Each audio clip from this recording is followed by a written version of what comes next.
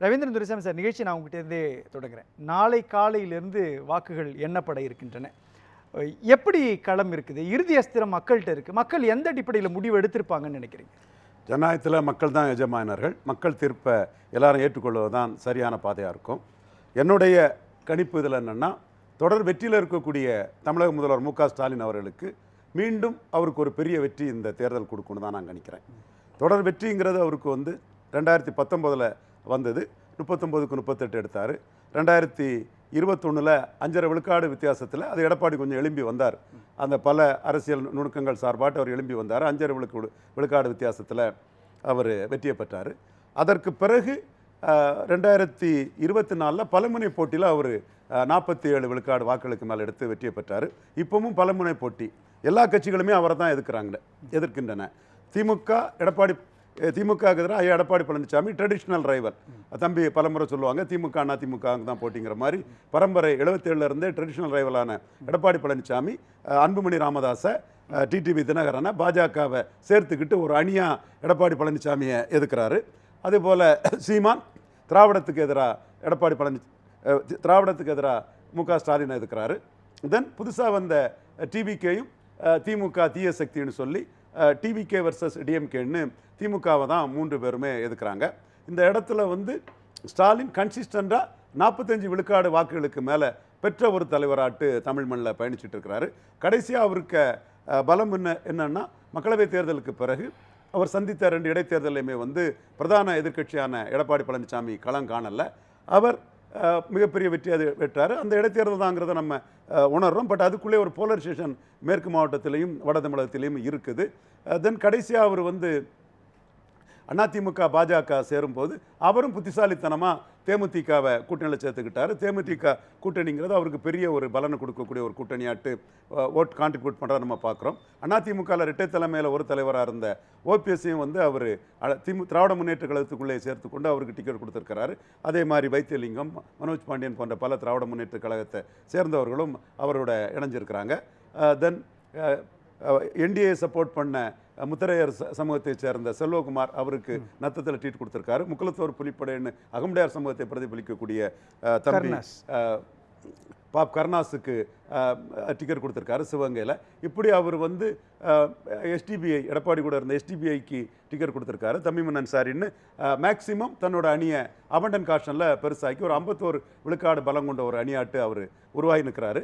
ஒரு ஆளுங்கட்சி எதிர்ப்புங்கிறது ஒரு 6-7 விழுக்காடு இருக்கலாம். ஒருவேளையில் அவருடைய கூட்டணி கட்சிகளுடைய பலகீனம், காங்கிரஸ் ஸ்டாலினுக்கு இணையான ஒரு தலைவராட்டு ராகுலை காட்டி ஒரு சிலர் பேரம் பேசணுன்னாலும் சரி, இவருக்கு விஜய்க்கு இவர் திருமாவளவன் கொடுத்த முக்கியத்துவம்னாலும் சரி, விஜயை காட்டி இல்லை. எனக்கு புரியுது சார். இதில் 2 கேள்வி பிரதானமாக வருது இல்லைங்க சார். ஒன்று, தொடர் வெற்றிகளை சம்பாதித்துட்டு இருக்கக்கூடிய திமுக இந்த முறை கூட்டணி ஏன் வலுப்படுத்தணும்? ஒன்று.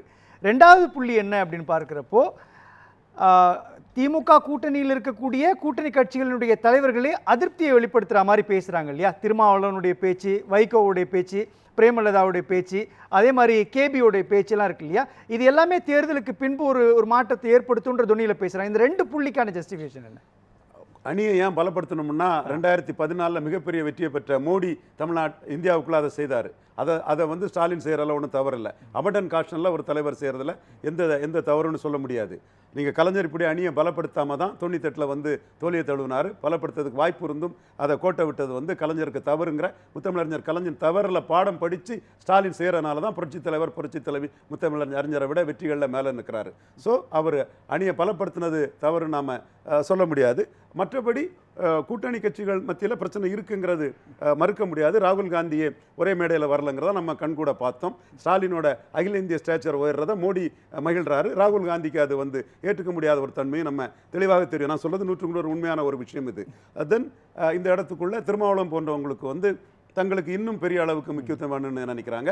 சிபிஎம்மும் தங்களோட அரசியல் முக்கியத்துவத்தை அதிகரிக்கணும்னு நினைக்கிறாங்க. பட் இவங்க எல்லாருமே திமுக ஆட்சிக்கு வருங்கிற கருத்தை முன்வைக்கிறாங்க. அவங்களுக்குள்ள பெரிய இஷ்யூ என்னன்னா, அரசியல் அரங்கத்தில் எல்லாரும் தங்களுக்கு முக்கியத்துவம் வரணும்னு நினைக்கத்தான் பார்ப்பாங்க. திமுக தனியாட்சி வந்துட்டாங்கன்னா அவங்களுக்குள்ள முக்கியத்துவம் அடுத்த 5 ஆண்டுகளுக்கு ஆல்சோ ரன் பார்ட்டியாக தான் அவங்க போயிடுவாங்க. ஒரு வேளையில் ஒரு கங்கு வந்துன்னு சொன்னால் அவங்களுக்கு ஒரு முக்கியத்துவம் இருக்குங்கிறதுல அவங்க அந்த மாதிரிப்பட்ட ஒரு முக்கியத்துவத்தை கூட்டணி கட்சிகள் எதிர்பார்க்கிறது வந்து இயல்பானது தான். அப்படி பல கட்சிகள் எதிர்பார்க்கக்கூடிய சூழ்நிலை தான் இவர் கூட்டணியை மேலும் பலப்படுத்தி தனக்கு தனியாட்சி வரக்கூடிய அளவுக்கு அவர் தன்னுடைய வீகத்தை அமைச்சார்.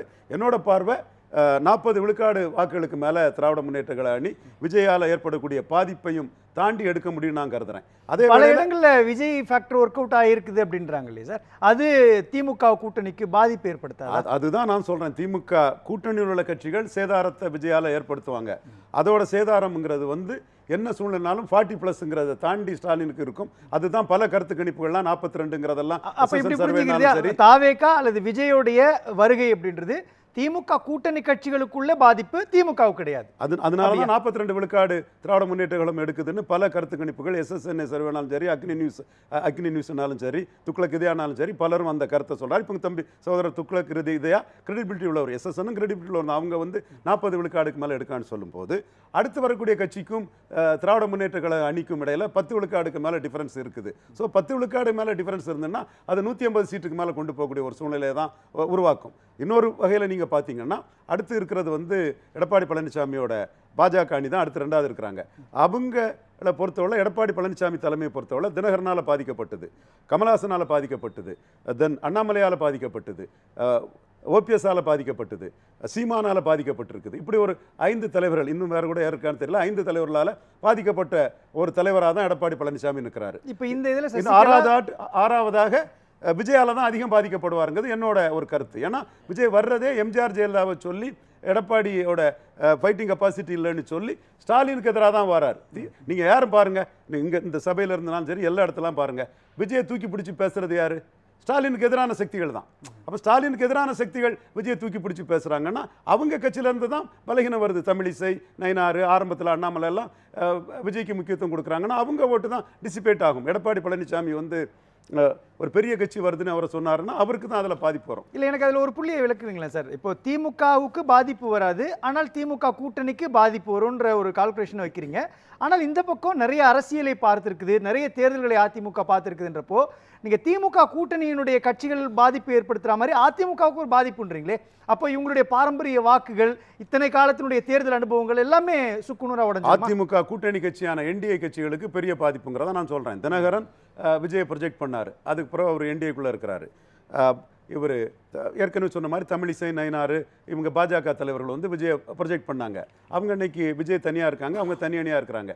எடப்பாடியும் ஒரு கட்டத்துக்குள்ளே விஜயை ப்ரொஜெக்ட் பண்ணாருங்கிறதா என்னோட பார்வையாக இருக்கார். பட் அதிமுக எப்படி 77ல் கலைஞர் தாக்கு பிடிச்சு நின்னாரோ அந்த மாதிரி அதிமுகவுக்கும் தாக்கு பிடிக்கக்கூடிய சக்தி இருக்குங்கிறத நான் மறுக்க வரல.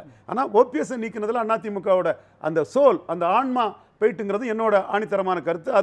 அதுவும் வந்து களத்தில் தான் பார்க்கணும். ஏற்கனவே அதிமுக 77லே வந்து கலைஞர் 13 சீட்டு எடுத்த சென்னையில் வந்து அதிமுக பலகீனமான ஒரு சூழலும், பாஜகவும் அதிமுகவும் சேரும்போது பாஜகவுக்கு ஒரு மயிலாப்பூர் மட்டும் கொடுத்து அது வேட்பாளர் தேர்வில் பாஜக ஆதரிக்க ஒரு கம்யூனிட்டிக்கு ஒரு அதிருப்திங்கிற ஒரு சூழ்நிலையும் நம்ம கருத்தில் கொண்டு பார்க்கும்போது சென்னையில் வந்து திமுக அணிக்கு போட்டியாட்டு விஜய் வருவாருங்கிற ஒரு சூழ்நிலையிலும், நகர்ப்புறங்களில் திமுக அணிக்கு போட்டியாட்டு விஜய் வருவாருங்கிற பல சூழ்நிலும் தெளிவாக இருக்குது. சில இடங்களில் 2 பெரும்பான்மை சமுதாயத்தை சேர்ந்தவங்க திமுகவும் அதிமுக நடக்கும்போது விஜய் அந்த இடத்துக்குள்ள போட்டியாக வருவாருங்கன்னு சொல்லும் போதும் எடப்பாடி பழனிசாமி அணி தான் 2வது என்று சொன்னாலும் கூட SSN சர்வே கூட விஜய் வந்து ஒரு குறிப்பிடத்தக்க ஏரியாக்கள் அதிமுகவின் ஆன்மாவை எடப்பாடி அழிச்ச இடம்னாலும் சரி, அடிப்படையிலே அதிமுக பலகீனமான இடம்னாலும் சரி, விஜய் அந்த இடத்துக்குள்ள பலகீனப்படுத்துறாரு NDA + ADMK அணியை. இந்த எல்லாமே வந்து ஒரு 10 விழுக்காடு வித்தியாசத்தில் இருக்கக்கூடிய ஸ்டாலினுக்கு வந்து மிகப்பெரிய அளவுக்கு